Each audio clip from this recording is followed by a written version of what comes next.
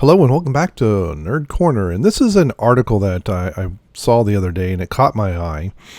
And this is actually some sentiment that I've been experiencing in more and more YouTube videos of the various talking heads in the computer software industry. You know, these are people that write the books and things like that. So, you know, the likes of Martin Fowler and Uncle Bob, and not them in particular. I'm just saying that genre of person.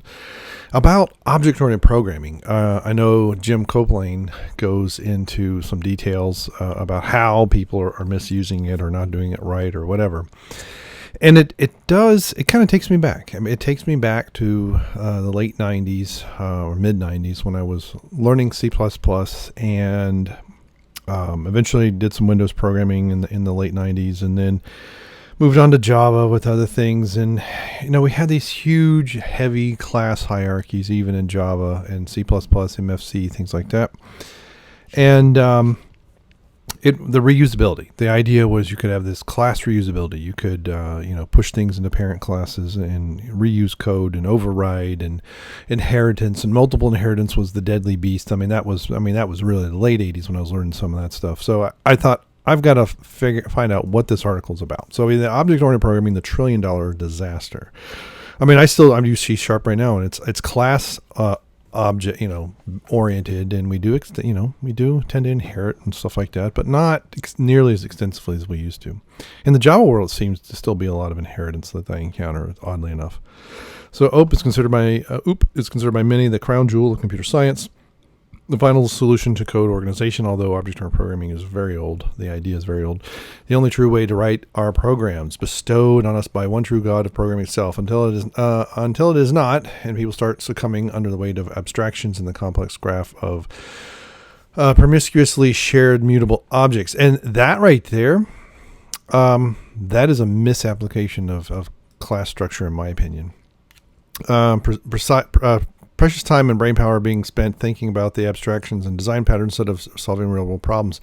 Yeah, I remember when people used to put a lot of faith in UML diagrams, and sometimes you can do that. You can kind of sketch out some stuff. What I've always discovered that it's really difficult to know exactly what an interface is going to look like.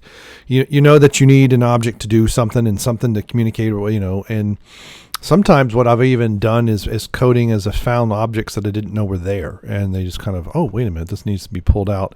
Not necessarily for reuse, but many times just for maintainability. Many people have criticized object-oriented programming, including very prominent software engineers. Heck, even the inventor of OOP himself is a well-known critic of modern OOP. Yep. This image here is funny. Now I have a problem factory. Yeah, I must say that I wrote I've written a couple of factory classes recently, and I really didn't want to, but I find that usually when I build a factory class, I've messed something up somewhere. The only goal of every software developer should be write reliable code. Nothing else matters if the code is buggy and unreliable. Yep, and that is what best way to write code is reliable. Simplicity is the opposite of complexity. Yep. So reducing code complexity. Okay, I don't want to read this whole article. It's kind of long, so it's going to be for a long, boring video. Disclaimer, I'll be honest, I'm not a raving fan of object, of course. So I understand the criticisms. It's not criticizing LK's object-oriented programming. He's a genius. I wish OOP was implemented the way he designed it. I'm criticizing the modern Java C# approach to OOP. I've also admit that I'm angry, very angry. I think it's a plain wrong that OOP is considered to be the de facto standard for code organization by many people. Yeah. Although I will say functional programming is starting to make a comeback. I learned functional programming 30 years ago with Lisp, but we'll see what happens. I used to struggle a lot while working on OOP projects, and I had no clue why I was struggling so much. Past sums. Okay, so let's see. Too long, didn't read. Object-oriented programs are offered as alternatives to correct ones. There they go. Edsker Dijkstra. Yeah, that's funny. And that many times is true. So OOP has been created with one single mind to manage the complexity of procedural code bases. In other words, it was supposed to improve code organization. There's no objective and open evidence that OOP is better than planning procedural. Okay, and I, the thing is this: once a system gets to a certain level of complexity, it doesn't matter if it's object oriented, functional. It doesn't matter if it's structured. It gets unruly and out of hand. And this is where the documentation comes in handy. that a lot of people in the agile world look poo-poo on. But it really ought to generate. I mean, it'd be awesome if you could get code. I know there's ways of putting comments and things in both C# and Java, and I'm sure other languages have that as well, that produces some kind of HTML documentation. It'd be awesome if it just came out of the code itself. The bitter truth is that OOP is utterly fails at the only task it was intended to address. It looks good on paper, and we have clean hierarchies of animals, dogs, humans, etc. However, it falls flat in his face once the complexity of the application starts increasing. Yep. Instead of reducing complexity, it encourages promiscuous sharing of mutable state, and introduces additional complexity with its numerous design patterns. I don't know if that part is true. To me, that is a design fault. That's an architectural question. I hate shared mutable state.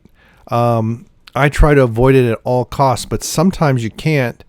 But again, if you have, let's say, some objects that do some stuff to things, let's say a request into the web browser or a web server, it pulls some data together, maybe it verifies it, and then it passes it to something else to deal with, or maybe multiple somethings depending on the structure of the data coming in. But what they're really talking about is classes that have something that changes past its initialization. And I absolutely, that usually is an alarm bell that goes off in my head developing. Now, granted, I've been at this 30 years and maybe I've been jaded enough that I'm like, whoa, am I really doing something correct? Some might disagree with me, but the truth is that modern OOP has never been properly designed. It never came out as a proper research institution in contrast with Haskell FP. It did not, functional programming, did not consider Xerox, do not consider Xerox or another enterprise as proper research. Okay. So it doesn't come out of an academic institution, I'm guessing here. OOP doesn't have decades of rigorous scientific research to back it up. Lambda Calculus offers a complete theoretical foundation for functional programming. OOP was nothing to match. OOP mainly just happened. But object-oriented programming goes a long way back. I thought it went back into the 60s. Using OOP is seemingly innocent in the short term, especially on greenfield projects. Okay.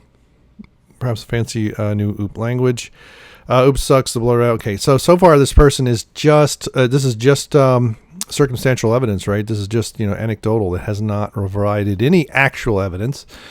So the need for a resilient framework should trust ourselves to write reliable code. I personally am unable to write good code without a strong framework to base my work on. Okay, so far this article, who is it? Do we have the author? So Ilya Zuzdelnitsky. So far, that's the truest statement in here, and I think that so far this article is reflecting the developer, not the state of object-oriented programming.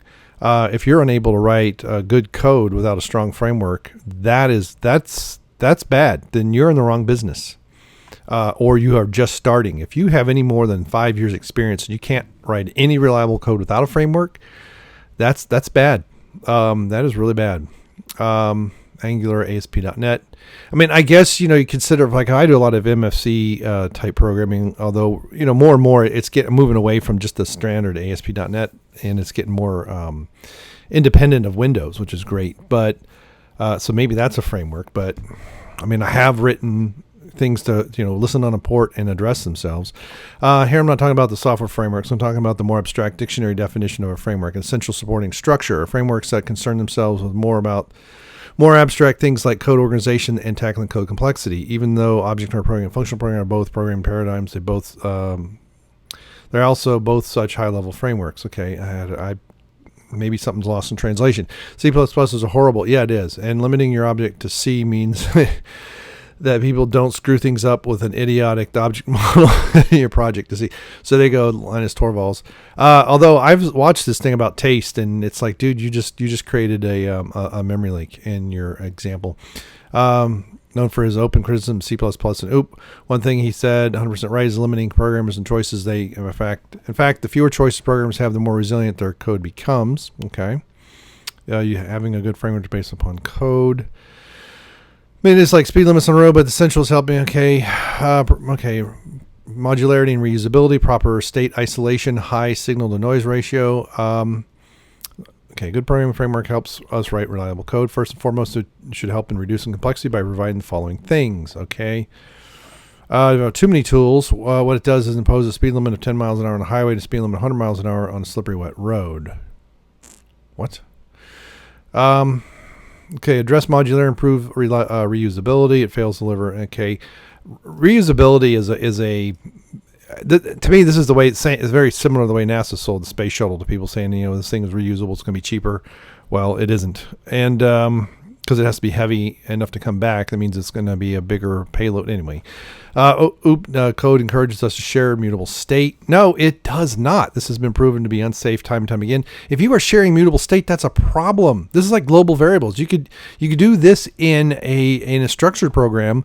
Now, in functional programming, you're supposed to be immutable, but and maybe they're broadly defining shared mutable state, because obviously, if you have an object that initializes and then gets used by other pathways, but that initial setup never changes, you don't have shared mutable state. It requires a lot of boilerplate code. No, it doesn't. Well, C++ does, but so does C. You have header files and all that other stuff. Some people consider it to be a highly complicated programming paradigm. There's only but it is. Okay, so we're back to lambda calculus, which a lot of C# has and Java is going to get at some point. Functions are more, you can do it, but as a programming, you have to do it as an interface. Functions are the more abstraction of functional programming. The core abstract. Okay, yep. So basically, the idea is the function takes in data and it returns a result. It doesn't mutate what you send it. Now that's a side effect in a method in a class hierarchy, that it might mutate what comes in, but that's also not shared.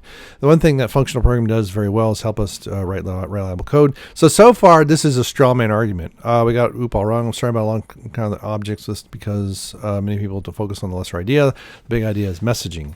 Alan Kay, the inventor of OOP. Yeah. Erlang is not usually thought of as an object-oriented language, but probably Erlang is the only object-oriented language out there. It makes use of OOP the way it originally intended by its inventor. There was a language, I first got into Windows programming, oh my goodness, in the late 80s, I guess, or early 90s. I guess it was early 90s. It was called Actor. And it was a Smalltalk variant, and it sent messages. And that's what you're supposedly doing in Objective-C, is you're also sending messages to objects, not actually mutating things. Coined the term object programming in the 1960s. Yeah, I thought I had gone that far back. Alan Key's big idea was to have independent program cells communicate by sending messages to each other. The state of the independent programs would never be shared from the outside world. Encapsulation. Yeah, and now that is, okay, so this is where we're getting to. I think this is where the person's talking about shared state. So if you have getters, you write a lot of objects with getters and setters, and then you can, you do a get on it. And, but that, if you have an instance of an object that, say, has a collection of something internally, and you can get that collection, which means you can then mutate the collection outside of that object. First of all, it's bad design. Second of all, that is not shared state. Unless that thing is using multi-threads. If it's a single-threaded instance, so every thread that needs that object creates a new instance, and maybe things happen to it. You've broken encapsulation, but you have not done shared mutable state. Object OOP has never intended to have something like inheritance, polymorphism, the new keyword. Okay. This is kind of the way that, not too dissimilar to the way Jim Copeland talks about object-oriented programming. In that you have an object that's just dumb, and then you inject functionality into it. Essentially, you give it the ability to answer to a message, and then you take it away. Erlang OOP is okay. So this is really almost an ad for Erlang, which I haven't done a whole lot in. I've done a little bit, but not a whole lot in. Unlike more mainstream languages, it's focused on the core idea of OOP messaging. In Erlang, objects communicate by passing immutable messages between objects.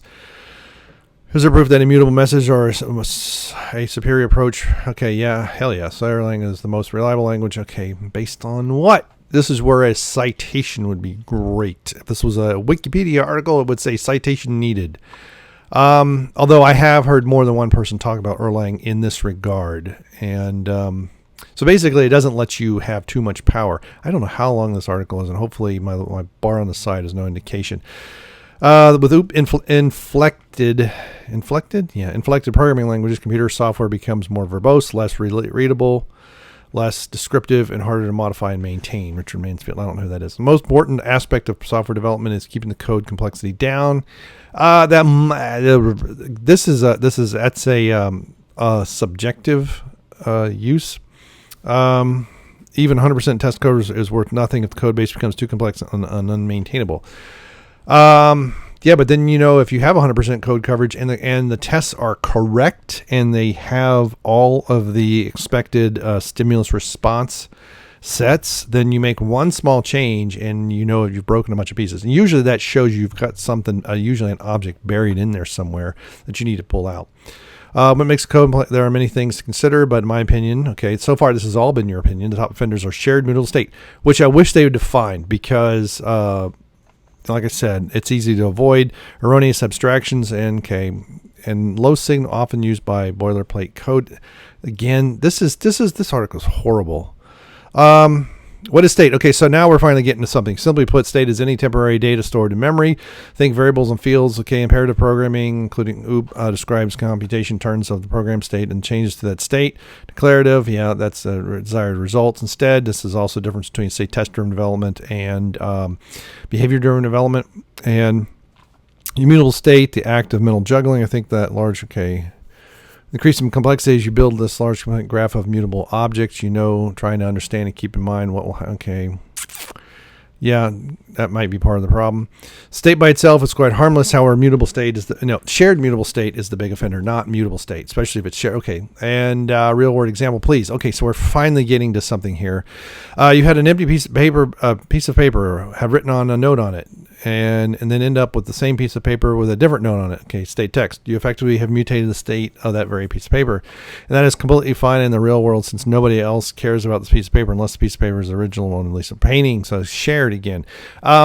Yeah, and if you have an object that goes into some system and then comes out differently, that's a side effect. And usually with a little bit of coding it better, you can just return something that looks like that original but isn't, but it has a different message on it.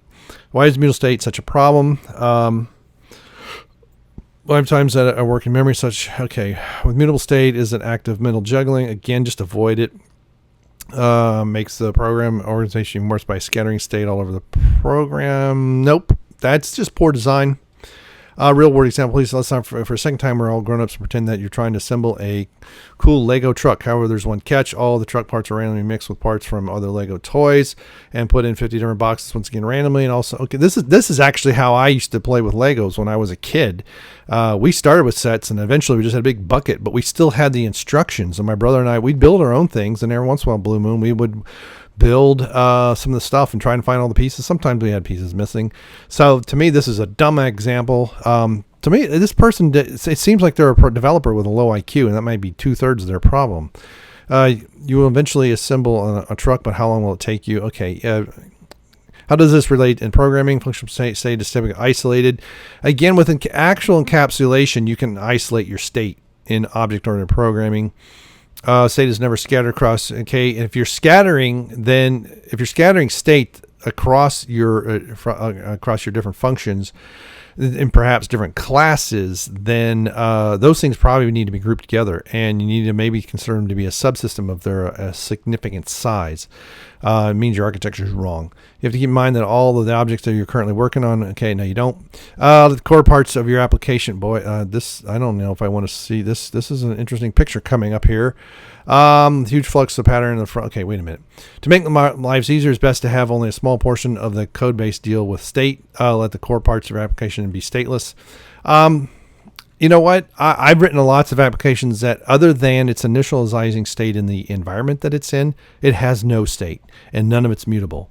And it's not shared either because it's isolated. So the thing that's responsible for, say, talking to the web server, because it's going to get information from, like, say, in a controller or something, is isolated from the business logic that's going to take some kind of object input and do something with it. And then in turn, it's isolated from, say, the database or whatever is considered the persistent storage. I have things that have been database layers. I've had stuff that then contacts other web services services on the network, sometimes a combination of web services, different. I mean, sometimes these things are not on the same server. Sometimes they're not even the same state. They're hundreds or thousands of miles apart. And the business logic doesn't know or care. It just says, hey, will you please store this? Or hey, please fetch this for me. And stuff comes back. The closest thing that I have to shared mutable state is caching when fetching objects is expensive. And that is done. I do that under very, very few circumstances. And it has to be a significant increase. And it does add to the complexity. But I have many applications that don't need any of that. And the mutation happens as a result of input that then it goes through some iterations, and maybe that input's saved on something, maybe it's something else, maybe a result comes back, and then sometimes there's nothing stored, right? It just does does whatever it's supposed to and returns a result and says, here, display this on the web browser, please. So far, and this is the picture I'm just going to skip over.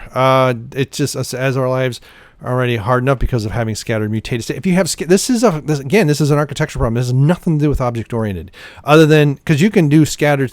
You can have it and you can have it in F#. You can have it in Lisp if you want. You can do this in Fortran. So many opportunities to share your good stuff with all those sexy. Okay, so far this is just an issue with someone who doesn't know what they're doing. Immutable state is a real rule. It's almost never a problem since they kept private and never shared. There's proper encapsulation. Yeah, now that I will say, but see, that's I think where people are missing what they're supposed to do with, say, a data object. Let's say what they used to call Java beans and stuff like that. And although original Java beans weren't this public getters and setters, it's just a structure to store data and pass it around, and just take the encaps. Don't have that actually do anything, and and it's not shared.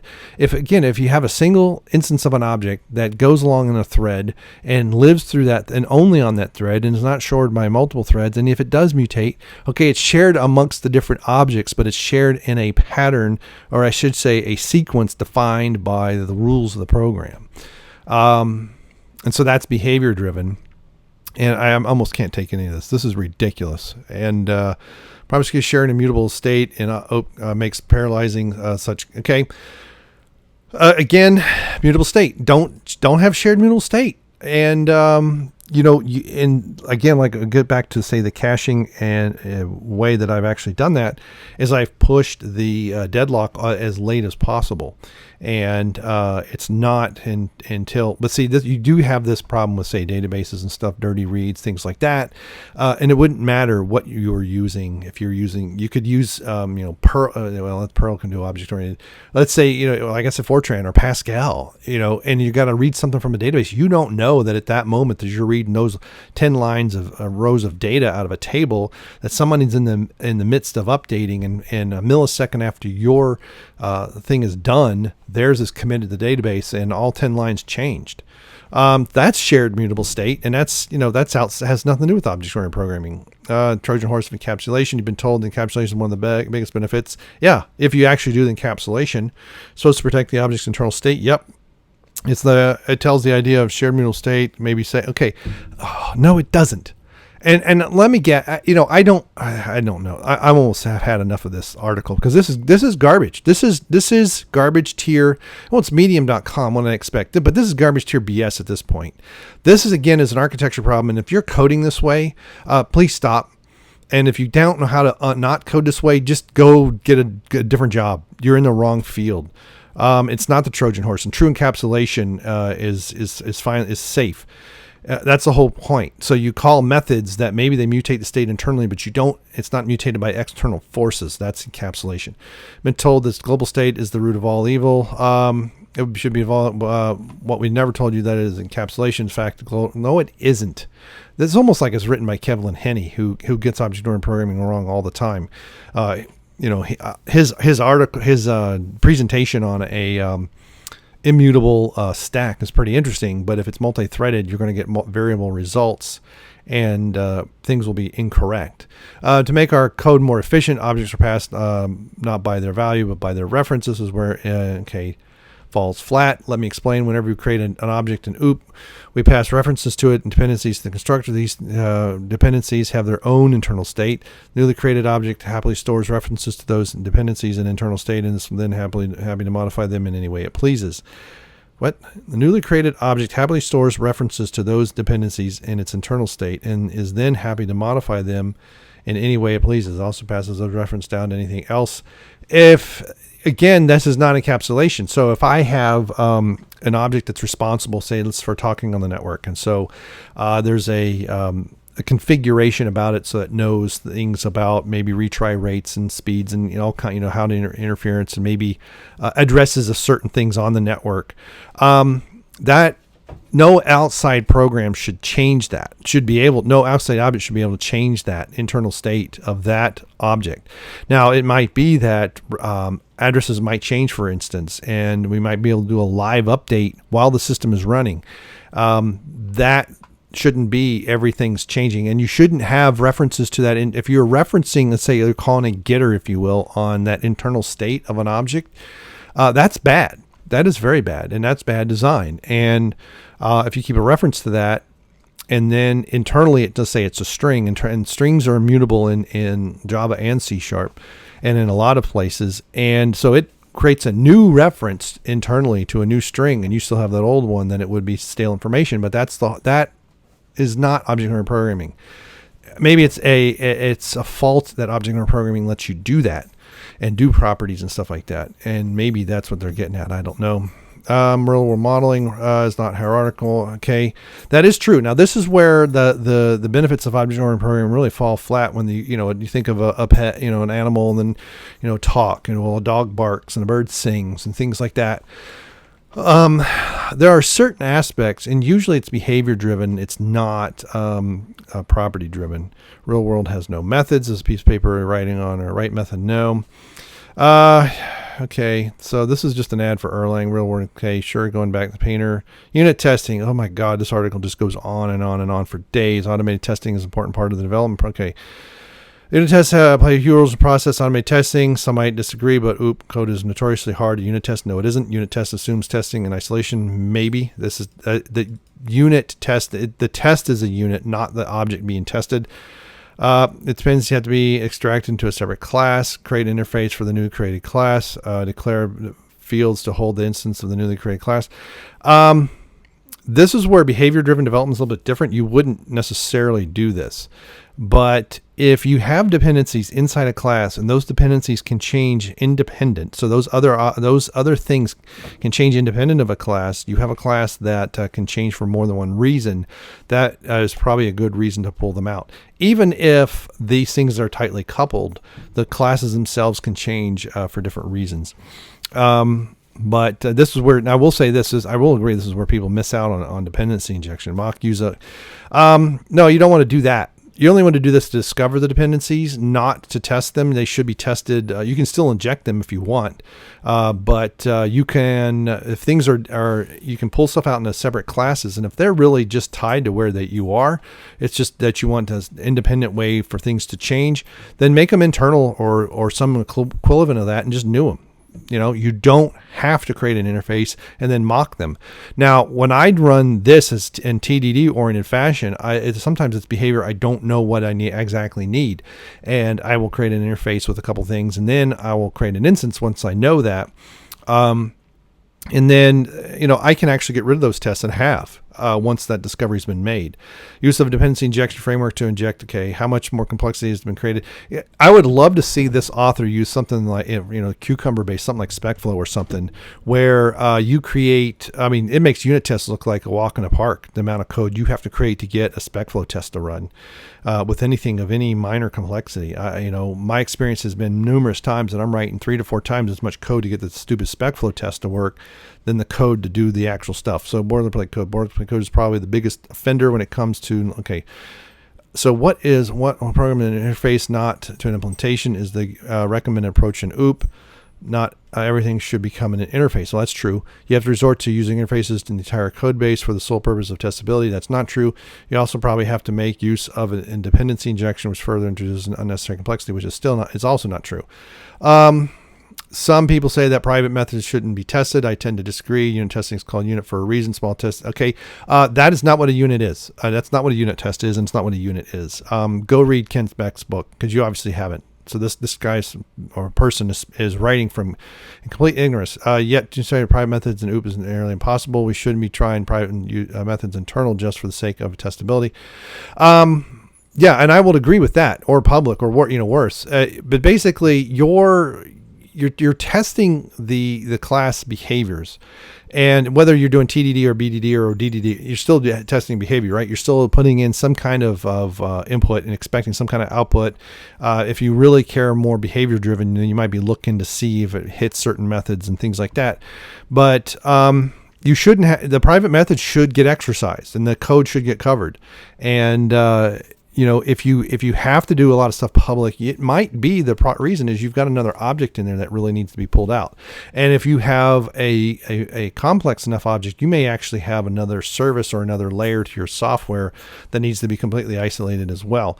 And that happens too. Sometimes the internals will grow so large. It's like not only just it's a class, it's like 5 classes, and they actually need to be independent and now called from other parts of the system. In order to receive, I would love to see what this person probably hates lambdas and other things in languages like C# and Java. Refactoring is an important part of the developer's day-to-day. Okay. It's not. Refactoring is supposed to make code less and more if it is hard to refactor, that means you've got things too tightly coupled, is what that means. Is really hard without dedicated tools like ReSharper. All right, so we have before refactoring, we have private text. Okay, this looks like a C-sharpish object, kind of. Event.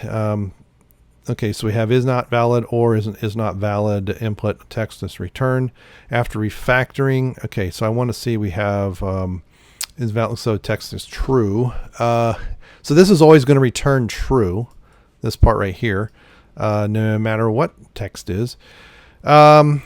Input validator. This is not refactoring. This is what are we doing? So we have an interface input validator. Okay. Okay. And then we have an input validator, string is true and new. Okay. Oh, in a factory class. Oh, I figured that was coming up. That is not refactoring. That's just making something more complex. That is not, there's nothing here to refactor. Okay. So, before refactoring, there is nothing here to refactor. Nothing. What are you testing? The validating method? Send it something that fails and send it something that passes to test it. This is not even good design. In a simple example, the line count has more than double just to extract one single method. How much? Why? Why are you extracting the method? Okay, similar to refactor a non-OOP code in JavaScript, which is an actual object-oriented language. Export const. This is pretty much true always, and so code literally stayed the same. So what? That is a language choice. So you're putting this somewhere else, and so if you so I guess the point is here is to pull the validator out, maybe to reuse it. That's one way to do it in C#. You could just have this could just new the validator, especially if it's not going to change. And you don't necessarily have to do it as an interface. You can just do it as the object type itself, which is essentially what's going on here. Which they do this. They say my local variable is that. So that's essentially the same as saying in C# or something else like Java or whatever, saying my valid input, my validator equals new validator in the constructor, and then that's it. And and then your class would basically have one public method in it. Or what I would do is if I was going to do this, and like C#, you can actually put that on an interface. Code literally stayed the same. We simply, no, it didn't literally. It actually literally changed. The Band-Aids, when you do something that's not working, it's simple. Oh, God, this article just goes on and on and on. Design patterns. So basically, so far, a lot of they have a couple solid points. Solid principle. Okay, here we go. Unfortunately, design patterns are nothing other than Band-Aids. They exist solely to address the shortcomings of OOP. No, they don't. They're actually shortcomings of the people who use OOP. A myriad of books has been written about. But again, solid.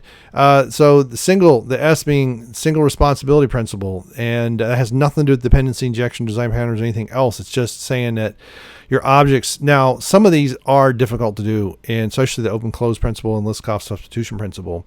I will admit that those two really what OOP tries to do and fails at many, many times. But lots of times it's because behaviors look like they're the same, but they aren't. And they really are two completely separate behaviors and two separate objects that really had nothing to do with each other. And the fact it's impossible to write code and maintain. Okay, it's not impossible. I mean, I've written good and maintainable object-oriented code in multiple languages with hundreds of thousands of lines and thousands of objects. Users claim, this is a bad example. And now this is what MVC looks like. Fail of 4 pillars of OOP: abstraction, inheritance, encapsulation, and polymorphism. We made out of straw. No, that's not true. I think the lack of reusability comes in object-oriented languages, not in functional languages, because the problem with object-oriented languages is that you've got all this implicit environment that they carry around with them. You wanted a banana, but when you got was a gorilla holding the banana in the entire jungle.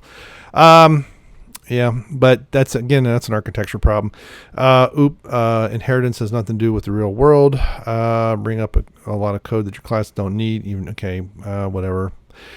I don't tend to write. I don't know. It's amazing when I refactor how much code I get rid of. In particular, I start breaking down. It's in many ways it's like the computational theory. With the substitution. So you have these patterns and you start simplifying them, and then you realize there's a block of patterns that are the same in your recognition. And so you say, well, okay, we're going to simplify that, and we're going to simplify that. Many times I end up with a fair amount of methods, but less code overall. And it's clear what the heck's going on. Polymorphism is great, allows you to change. And I don't use a lot of polymorphism, oddly enough. I do some when there's real shared programming, either shared internal state or to the objects themselves, or so that many times there's a read only and private and stuff like that. But shared functionality really is more, and it usually comes about as I start writing more. And I'm like, wait a minute, why am I copying and pasting this code into something that is it's in the same neighborhood, right? This is like the neighbor's house next door. It's not like halfway across the system. And I will admit that utility classes, they are an evil, and sometimes they're necessary. But man, I really feel allergic when I do them. And when I do that, that's static. I'll do static methods. I will not actually utilize it. It does tightly couple stuff. Theoretically, show why does it dominate the industry. So far it's just been Java is the answer. Java is not an object-oriented programming language. It's class-based. And and it almost all of the things that, all the stuff that we'll say about the most distressing thing to happen to computing system, MS-DOS, low level. Yeah. A lot of the trade-offs that they made in Java really show its age now. It really just needs to go away. I was running heavily on Java, and then things started to go awry. So I thought is the better Java, however, that's one huge problem. It's the same, it still has the same flaws. It actually has different flaws. One of them being everything derives from an object, which is fine, but not all of them are. They made the idea of being nullable not something that was inherent all the time. And so that actually led to some problems. They added some C++ crap in .NET 2, which also, and then they've moved away from all of it. Experiment failed. No, okay. We're using society stuck using something that clearly is an inferior way of organizing. Okay, blah, blah, blah. As you can tell, I'm really, really, really tired of reading this banter. Developers are reaction from the defenders. They say that the article's full of inaccuracies. It is. Some might say calling names. Some might think me a junior developer with no role. Might say assumptions that I have the right opinion. However, the arguments in the defense are usually very weak. So far, your arguments against it are very weak. Reminds me something. A horse and buggy? Is that where we're going to? Yeah. Okay. Using horse transportation. Okay. Yep. And snap the clap. Okay. So. Do we have any comments? I'd love to see some responses to this because this is crap. Even though the article will offend people, like one or not, you're willing to reason. Okay, but very good critique. Marxist Lake Haney has different perspectives. Okay, so in other words, all doing it wrong. Yep, there we go. Citation Java is most okay. just as much. Well, I'm not criticizing small talk, the ultimate. Small talk's actually been destroyed too. Straight out of the okay.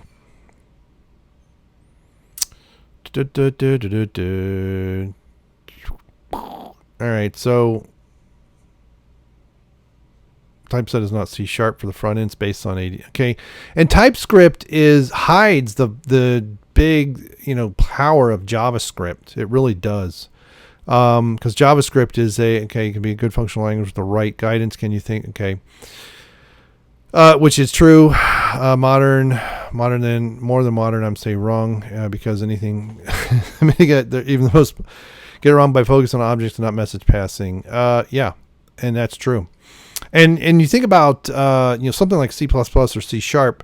If you start with that message, and that's where I started. I mean, I learned object-oriented programming from Smalltalk, so I may be in a completely different place than most people.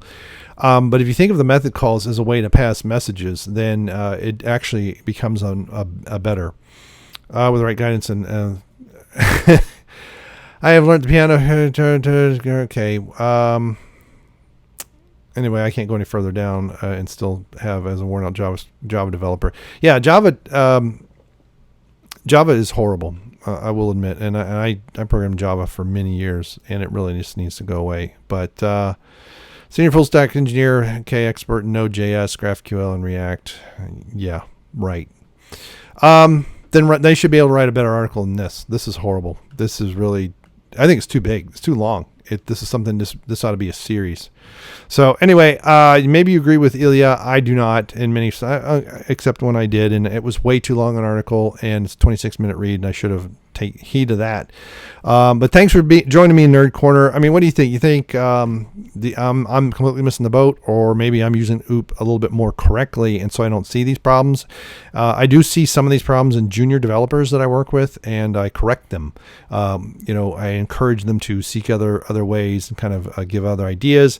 I have started to run into more and more people who go to boot camps, and so it'll be interesting to see. I'll probably be a little bit more sensitive to what Ilya points out, but I really have a sneaking suspicion that I have not encountered this to the level they did. And it sounds like they were jaded, but a lot of this is just subjective criticism. There's not objective. There's no citations of things. A lot of strawman building and then burning, but not a lot of actual constructive criticisms, as it were, to improve things.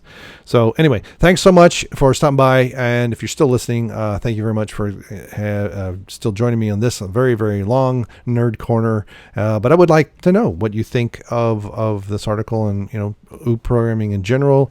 And do you think it's bad? Do you think it's good? All right. Thanks so much, and we'll see you. Goodbye.